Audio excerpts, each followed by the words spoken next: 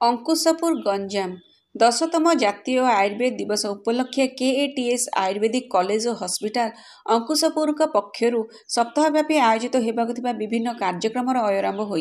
स्थानीय अंचल में आयुर्वेद प्रति सचेतनता सृष्टि हो अवसर में स्वास्थ्य सचेतनता व्याख्यान जन आंदोलन जन भागीदारी क्विज प्रतियोगिता विशाल स्वर्ण प्राशन शिविर और गछ लगाणी कार्यक्रम माँ गछटे विषय बीबीएसएम शिशु मंदिर अंकुशपुर आयोजित होता। सभाटी doctor Shivprasad Raut doctor Neeraj Kumar Mirdha doctor Jitendra Kumar Acharya doctor Swapnarani Dora और विद्यालय प्रधानाचार्य सहभागिता थिला। कॉलेजर इंटर्निंग छात्र छात्री माने कार्यक्रम में सक्रिय भागीदार होते। यह सहित सत्यसाई सेवा संगठन ब्रह्मपुर द्वारा सीपीआर प्रशिक्षण कार्यक्रम कॉलेज प्रांगण में आयोजित होता। सप्तम समस्त कार्यक्रम सफलता कॉलेजर अध्यक्ष प्रोफेसर डॉक्टर अरुण कुमार दास को सुदृढ़ नेतृत्व और दिग्दर्शन प्रति कृतज्ञता प्रकाश कर आगामी 23 सेप्टेम्बर 2025 में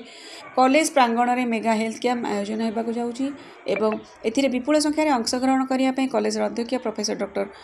अरुण कुमार दास स्थानीय लोकों को आह्वान कर साधारण लोक मैंने व्यापक भाव में लाभान्वित हेबे बोली कॉलेज परिवार पक्षर कहुई।